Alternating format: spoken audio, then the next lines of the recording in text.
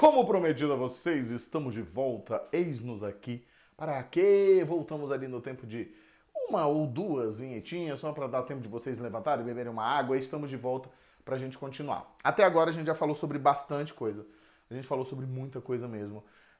A gente falou sobre crase, a gente falou sobre regência, a gente falou sobre uma série de elementos que são elementos muito importantes para a construção da prova de vocês. A gente encontra nessa prova uma construção bastante particular, né? O IBFC, ele tem uma construção de prova, assim como o IADES e o SEBRASP, que eles são muito próprios, né? Assim, então a gente acaba percebendo algumas coisas. O que eu quero dizer com relação a isso?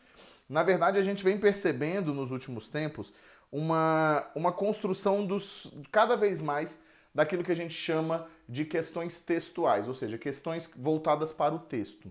O que significa dizer que a gente tem questões voltadas para o texto? A gente olha para o texto e a gente retorna e a gente torna mesmo, literalmente, a olhar para esse texto e tentar entender tudo aquilo que acontece nesse texto. Então, quando a gente está falando sobre questões textuais, a gente está falando sobre questões de inferência, questões de construção do texto, por culpa, na verdade, do Enem, aquele momento que todo mundo conhece, que fez muita diferença, mas fez muita diferença mesmo para a construção do ensino de língua portuguesa. A língua portuguesa, eu não tenho dúvida de dizer para vocês que a língua portuguesa foi a mais afetada. A língua portuguesa foi, sem dúvida nenhuma, mais afetada quando o assunto passou a ser o Enem. Por quê? Porque o Enem, atendendo plenamente, né, atendendo de forma completa o que prescreve aí, ou que prescrevem, né, os parâmetros curriculares nacionais, o que aconteceu? O Enem trouxe a ideia de que eu preciso entender o que é gênero, eu preciso entender o que é tipologia, eu preciso entender o que são informações macro, o que são informações micro, eu preciso entender subargumentos, ou seja, eu preciso entender o texto. Por que isso acontece? Porque a gente trabalha, e você já vai entender porque eu estou falando de Enem, a gente trabalha com a ideia de que o texto é a realização da linguagem. Não adianta nada eu saber o que é um sujeito indeterminado, saber o que é um sujeito composto, de eu saber todas essas coisas, se eu não consigo necessariamente fazer a minha parte. O que seria fazer a minha parte? Né? É aplicar aquilo no texto de forma a deixar claro aquilo que eu penso, a deixar claro aquilo que eu consigo entender. Então, eu sempre brinco que até a minha geração não viveu uma ideia da gente fazer ali uma construção, vamos dizer, de aula de interpretação de texto. A aula de interpretação de texto no meu tempo era tipo assim, interpreta o texto aí, brother. Tá aqui o texto, o que você acha que esse texto quer dizer? Né? A gente não tinha técnica para isso. Hoje, a gente trabalha com técnica. Por quê? E aí vem aonde interessa a ideia do Enem para vocês, né? A gente tem a noção de que, se porventura eu estou trabalhando com uma mudança na aula de português, e a partir do momento que eu dou mais atenção para o texto, quando você futuramente chega para fazer uma prova de concurso, ela tem que se adaptar, porque a escola mudou. A escola não é mais decoreba, né? E aí é que a gente acaba tropeçando ali. Então, a partir de agora, a gente vai falar de elementos que são muito textuais. Então, vou ler o texto com vocês, vou indicar coisas que são importantes para vocês. Vamos falar de tipologia, né? A gente vai precisar entender tipologia aqui. A gente vai prestar muita atenção em coisas importantes aqui. Segue comigo aqui, bora lá. O que a gente tem? Um texto chamado Processo Criativo, e eu preciso destacar para vocês, é claro, a ideia da importância e o valor desse criativo aqui, ó. Então, a gente percebe que a gente vai trabalhar com a criatividade.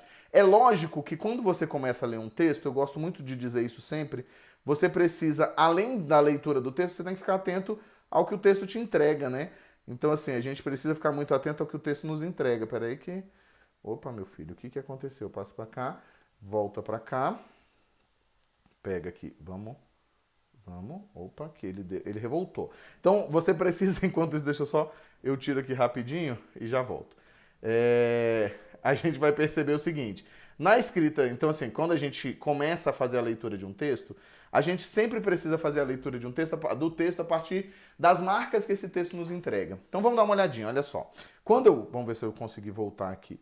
Quando eu construo esse texto aqui, eu percebo que é um trecho, beleza? Mas de um livro chamado, ó, Redação Publicitária. E aí começa a fazer muito sentido na minha cabeça a ideia de processo criativo. a publicidade ela é marcada pela criatividade. Então, assim, você começa a entender que eu vou ter um texto explicativo, porque o nome da obra é redação publicitária, é um manual. Um manual em que sentido? É um texto que você já percebe que ele será explicativo sobre o que é uma redação publicitária. Ele será explicativo sobre como se constrói uma redação publicitária. Massa. Então eu já começo a colocar isso na cabeça. Eu já começo a pensar da seguinte maneira: se eu tenho um texto expositivo, o que o autor quer? Todo texto tem um objetivo. Você precisa sempre se lembrar disso, né? Que, ó, quando a gente está falando sobre tipologia, na verdade nós estamos falando sobre objetivos. A gente precisa falar sobre objetivos. A gente precisa conversar sobre objetivos de texto. Então, ao falar sobre objetivos de texto, o que a gente está querendo fazer, Wagner? A gente está com certeza construindo ali a ideia de que o meu objetivo é fazer com que você conheça melhor um determinado tema. Para que você conheça melhor um determinado tema, eu preciso necessariamente, olha que coisa interessante, eu preciso necessariamente fazer com que você tenha acesso, vamos dizer assim, a informações que te levem a ter um conhecimento pleno. Vamos ver como é que isso funciona aqui? Vamos lá, ó. A capacidade criadora do ser humano depende não apenas de condições inatas do indivíduo, como também de sua inteligência, suas experiências e conhecimentos anteriores acumulados, sem esquecer o ambiente sociocultural em que vive. Então aqui, ó, eu tenho a apresentação de características, certo? Então o que eu vou entender? Que eu tenho informações aqui e eu tenho a construção de características. Essas são as características do quê? Necessariamente as características da criatividade humana. Massa. Criatividade humana, então, tem um comportamento diferente. Não é alguma coisa inata, a pessoa tem aquela visão, né? Mas eu não sou criativo, eu não nasci criativo, não tem problema, eu não nasci sabendo escrever. Eu passei a escrever a partir de um momento em que eu me obriguei a fazer isso. Então não existe o dom, é como se fosse exatamente a ideia, não existe o dom da criatividade. É uma das partes, você tem que ter uma predisposição, às vezes muito mais de vontade. Eu acho que tem muito mais predisposição, por exemplo, você saber desenhar do que você ser criativo, mas beleza. Então ele diz o seguinte, para continuar. Para que ele possa produzir criativamente, é indispensável o auxílio de dados existentes em sua memória. Dados estes que servirão de alimento à imaginação criadora. Esta os reconstrói, recompõe e reorganiza pela crítica e pela análise, fazendo sínteses que se manifestam nas invenções ou criações. O espírito humano tem capacidade de reviver imagens armazenadas, associá-las e combiná-las para chegar a determinados objetivos, como no caso da produção publicitária inventiva. A invenção resulta também de mecanismos de associação. O espírito humano não cria elementos do nada, mas vale-se de experiências anteriores e, a partir delas, inovas. É aquela famosa lei de Lavoisier, né? No universo nada se cria, tudo se copia. Estou zoando, né? Mas é exatamente a brincadeira que a gente sempre faz, né? Que é exatamente o processo de que tudo é reaproveitado, né? Assim, de que você, para ser criativo, o que o texto quer explicar? Como é que funciona a criatividade? Ele não quer te convencer a ser criativo, ele não quer te convencer de que você não precisa ter o dom para ser criativo, ele não quer te convencer a ser publicitário, ele quer simplesmente mostrar que, a partir de um conhecimento racionalizado, é possível ser criativo. A partir de uma construção de racionalidade, é possível ser criativo. Tudo bem? Então, vamos continuar aqui, vamos ver o que nos apresentam aqui as primeiras questões. De acordo com a leitura, assinale a alternativa correta. Então, ó, de acordo, assinale a alternativa correta, tá? Então, o que a gente vai ter? A gente vai ter o seguinte: a genética é fator primordial e determinante para o desenvolvimento da criação? Não. Mas também em nenhum momento ele não diz, né, em nenhum momento ele não constrói a ideia, que esse negócio aqui não tá muito bom, que ele constrói a ideia, vamos aqui mesmo, de que não se tem, né, de que não se precisa ter, vamos dizer, a criatividade, a genética. Mas ele diz que, é como se ele dissesse, diferente do que todo mundo pensa, não precisamos ter genética. Beleza, super aceito, né? Vamos em frente. O que mais que a gente vai ter? Vamos lá, ó. As lembranças armazenadas pelo indivíduo fazem parte das condições inatas do indivíduo e constituem o... Olha só que coisa interessante. As lembranças armazenadas fazem parte das condições inatas. Aqui, ó, nós precisamos ter esse conhecimento sobre o que quer dizer conhecimento inato, né? Assim, o que são informações inatas, né? Informações inatas, vamos ver aqui que eu acho que agora voltou a funcionar, ó, do indivíduo constituem o processo criativo.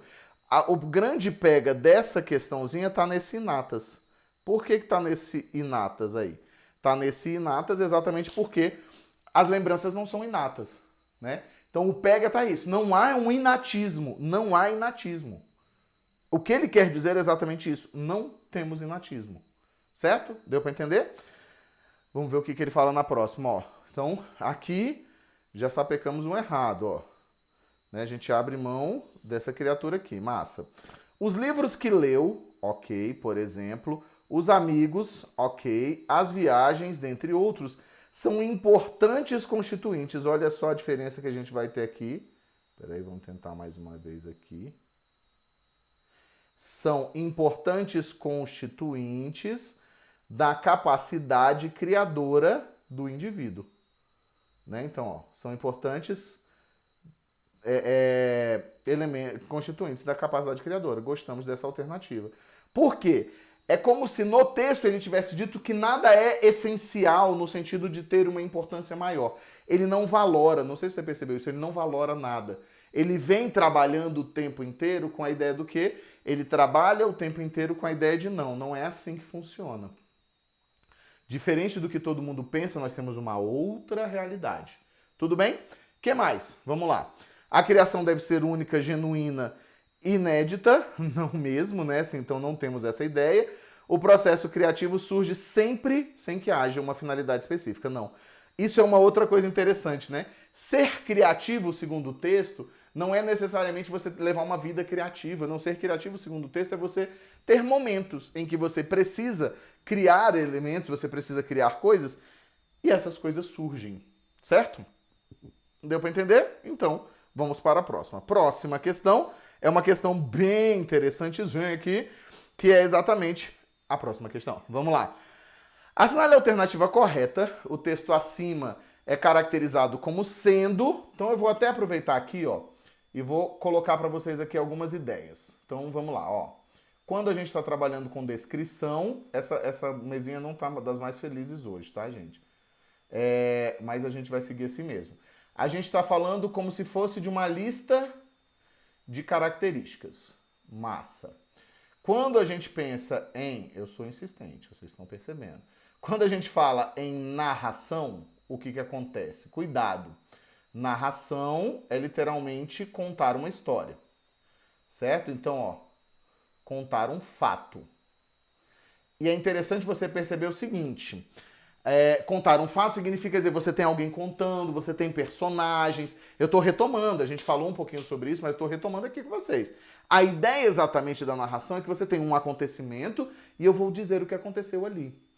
Quando a gente pensa e isso é muito interessante da gente pensar, quando a gente vai no sentido da descrição, eu vejo muita gente falando assim, mas Wagner, quando você explica, você está descrevendo. Não, pra gente descrever é dizer que eu estou de camisa vermelha. Explicar é dizer para você o que é a descrição. Percebe? Não é porque eu estou dizendo características, a descrição é importante que eu estou fazendo uma descrição. É falar assim, o Wagner é professor de português e explica as coisas com uma descrição. Aí eu estou fazendo um processo de explicação. Diferente de dizer que o Wagner é um pouco careca, o Wagner é casado com a professora Ana, o Wagner está de vermelho, o Wagner está um pouco barbudo, precisando fazer a barba assim, mas a gente está em momento de mudança. Tá uma doideira, entendeu? Como é que funciona? É isso. O que mais? Dissertativo aqui, ó. Perceba que ele não fala sobre narração ou coisa do tipo, né? Vamos lá, eu estou dizendo para vocês que eu sou. Esse caso aqui, dissertativo, o texto é uma dissertação. Mas nesse caso aqui, ó, a gente vai trabalhar com esse dissertativo como sendo explicativo, mas ele podia ser tanto explicativo quanto argumentativo. É a nossa resposta. A gente percebe que aquele texto tem uma pegada de explicação, ainda que não tenha uma pegada argumentativa. Por quê? Volto a dizer uma coisa muito importante que eu sempre bato nessa tecla. Não entra na vibe, não entra na pilha de pensar o seguinte... todo texto dissertativo é argumentativo, nem todo texto argumentativo é dissertativo. Não é assim que funciona, tá? Não é assim que funciona. Então, cuidado, muito cuidado com essas construções. Tudo bem? Fica atento comigo. E aí o último aqui, só para a gente ver, predominantemente narrativo, não tem como. Então a gente já trabalha com a noção, ó. Nossa resposta é letra D de dado. Então, beleza, lembramos. Além desses aqui, o que a gente vai ter? Lembra vocês que a gente tem aquele caso, né, em que eu vou trabalhar com texto argumentativo. É bom você ter isso na cabeça, ó. Texto argumentativo, texto expositivo. E aí, ó, o dissertativo era uma classificação um pouco mais antiga, tá? É expositivo e eu ainda tenho o que nós chamamos de texto injuntivo. Só para você já dar o print do sucesso, né? E aí a probabilidade da gente ter uma questão como essa na prova é enorme. Argumentativo, a gente trabalha com defesa de tese, certo? Expositivo, a gente trabalha com explicação de tema, ok? Então, ó, explicação de tema. Injuntivo, nós trabalhamos com instruções. Então, sempre que nós temos instruções, nós estamos falando de um texto injuntivo. Tudo bem? Tranquilo? O que você pode lembrar por fim aqui para a gente seguir em frente? Sempre que a gente está falando sobre gênero e principalmente sobre tipologia, a gente tem sempre uma tipologia que prevalece. Essa noção de prevalecer é muito importante, porque eu posso ter descrição dentro da narração, eu posso ter descrição dentro da explicação, mas aí eu vou ver qual é o objetivo principal. Para que ele usa a descrição?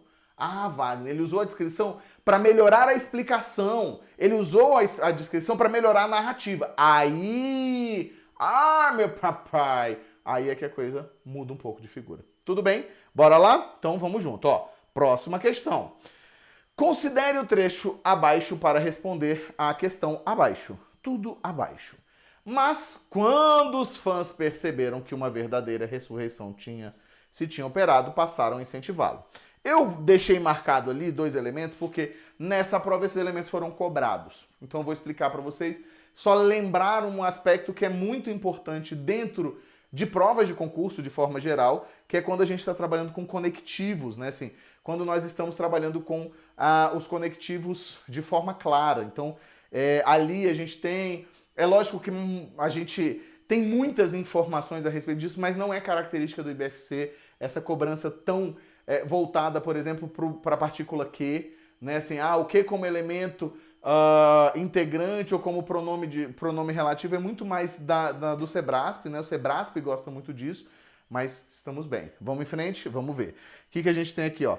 Então, mas quando os fãs perceberam que uma verdadeira ressurreição, aqui eu queria destacar uma coisa, essa questão, a questão de interpretação, pra gente, ó, eu tenho aqui, ó, uma verdadeira ressurreição se tinha operado.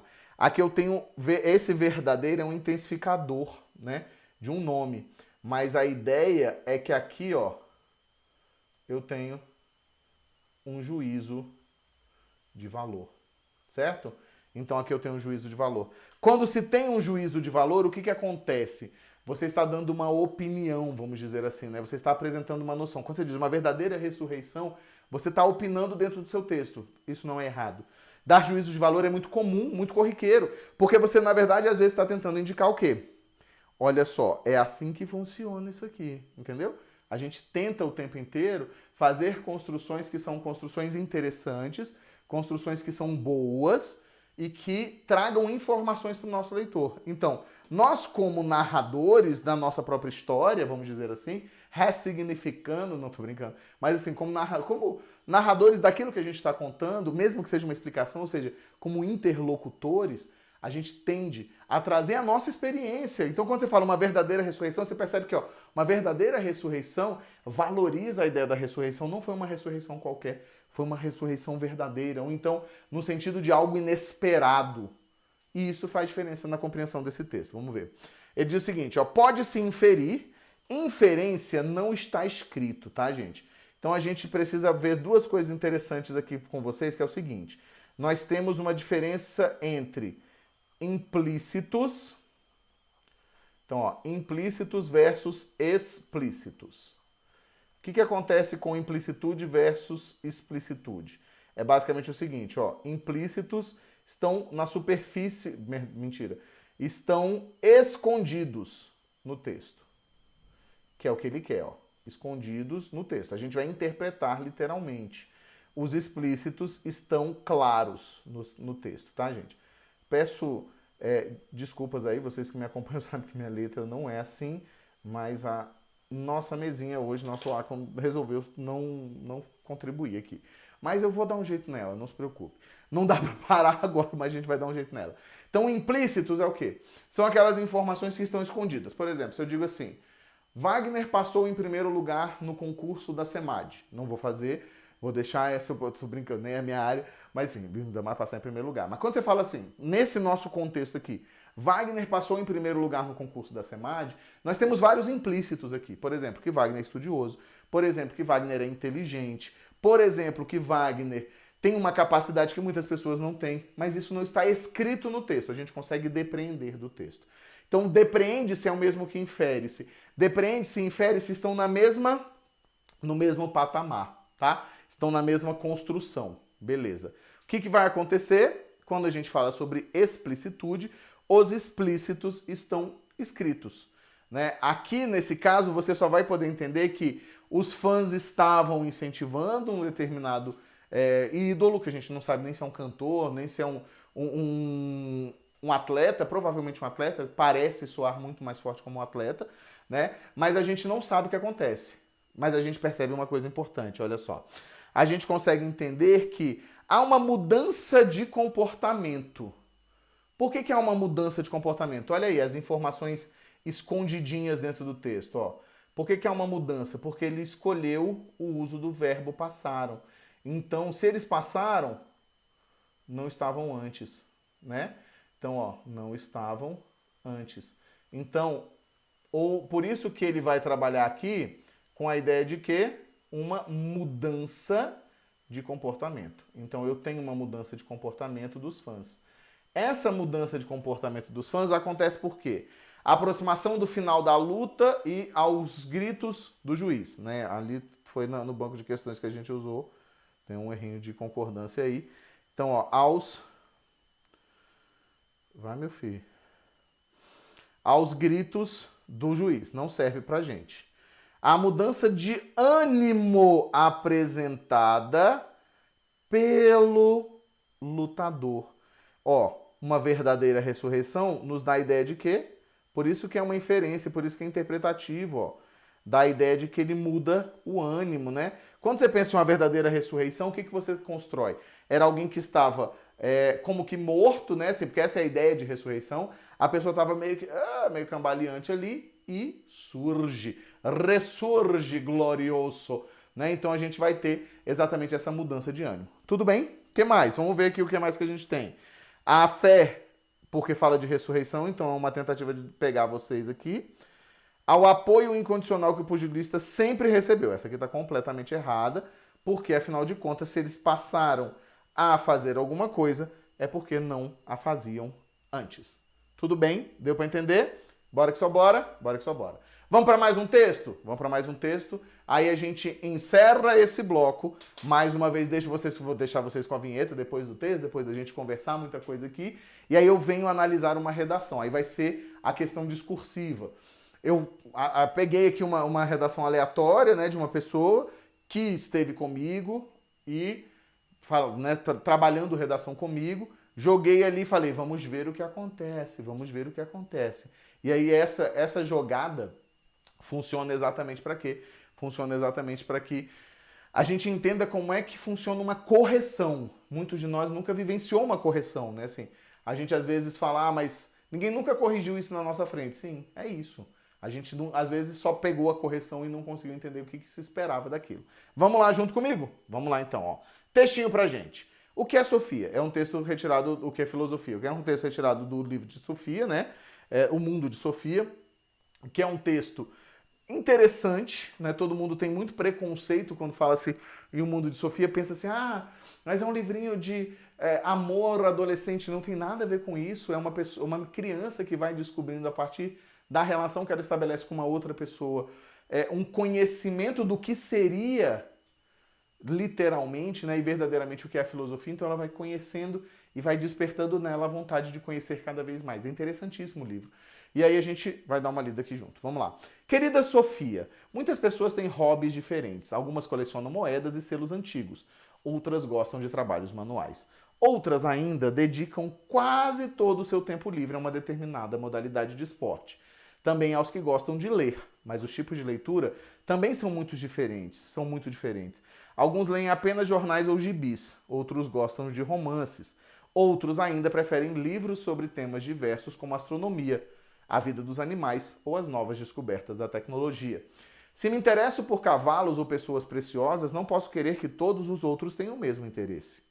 Se fico grudado na televisão assistindo a todas as transmissões de esporte, tenho que aceitar que outras pessoas achem o esporte uma chatice. Que texto importante na nossa vida, né? É bem interessante isso. É um professor que está delimitando para uma adolescente a ideia de individualidade. Isso é muito legal, né? Assim, não só a ideia do hobby, mas você começa delimitando a noção de que há uma pessoalidade, há uma individualidade. E essa individualidade é muito interessante porque no final das contas, nós estaremos trabalhando ali com o quê? Com o conhecimento. Nem todo mundo é obrigado a ter o mesmo grau, nem o mesmo nível, a mesma vontade de saber. A gente não precisa disso ser igual para todo mundo. Cara, é genial, muito bom, ó. Mas será que existe alguma coisa que interessa a todos? Será que existe alguma coisa que concerne a todos, não importando quem são ou onde se encontram? Sim, querida Sofia. Existem questões que deveriam interessar a todas as pessoas. Deveriam interessar a todas as pessoas. É sobre tais questões que trata esse curso. Beleza. Então a gente está falando sobre o quê? Que deveriam, mas que não necessariamente vão funcionar dessa forma, né? Não necessariamente serão de interesse de todo mundo. Beleza? O que mais que ele vai dizer? Vamos lá. Aí ele diz assim, ó. Qual é a coisa mais importante da vida? Se fazemos essa pergunta a uma pessoa de um país assolado pela fome, a resposta será a comida. Se fazemos a mesma pergunta a quem está morrendo de frio, então a resposta será o calor. E quando perguntamos a alguém que se sente sozinho e isolado, então certamente a resposta será a companhia de outras pessoas. Mas, uma vez satisfeitas todas essas necessidades, será que ainda resta alguma coisa de que todo mundo precise? Os filósofos acham que sim. Eles acham que o ser humano não vive apenas de pão.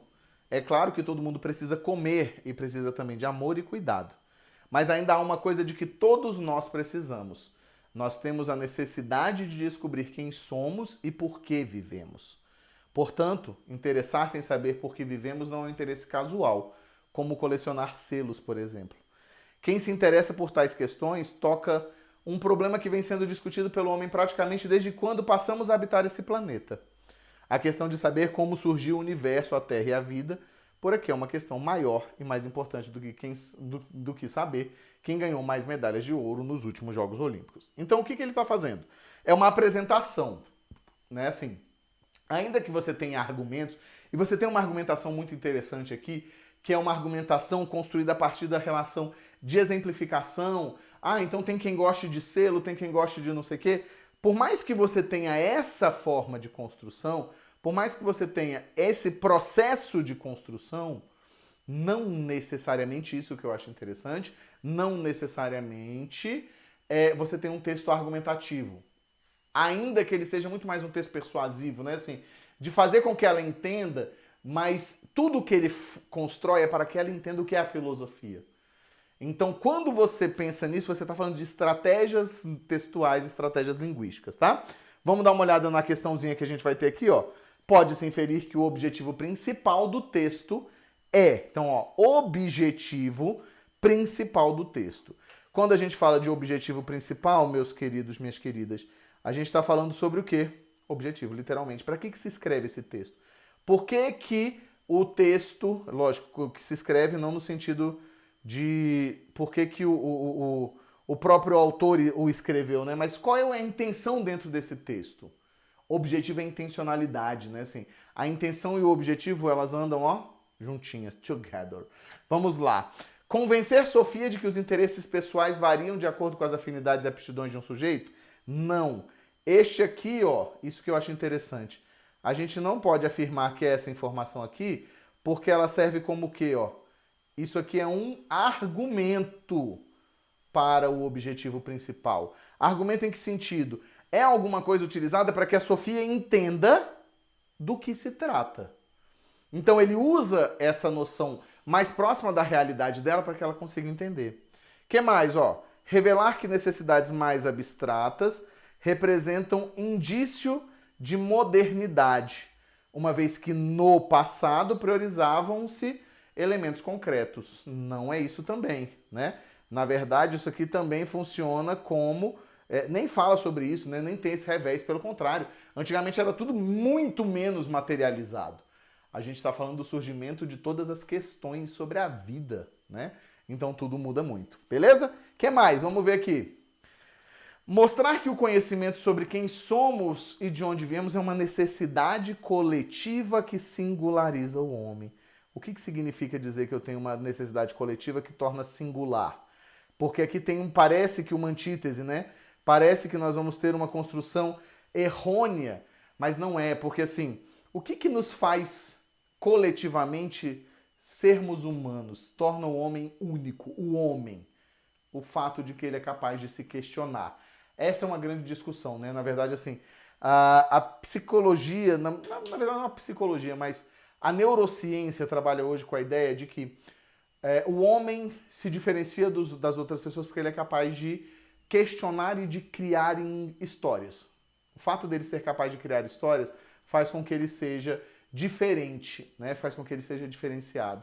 Então é isso que faz com que ele seja dominante em meio a essa construção que a gente vive, né? Indicar que é preciso respeitar as diferenças de gosto, considerando a subjetividade, também não. Isso aqui era, como eu disse para vocês no começo, um argumento de convencimento para ela. Tudo bem? Sim? Então o que a gente vai fazer? Vou jogar uma vinhetinha aqui, a gente encerra a parte de língua portuguesa, de português, e a gente se joga para onde? A gente se joga para a questão discursiva logo depois da vinheta. Segura aí comigo, que eu já estou de volta. Bora que só bora, vamos lá.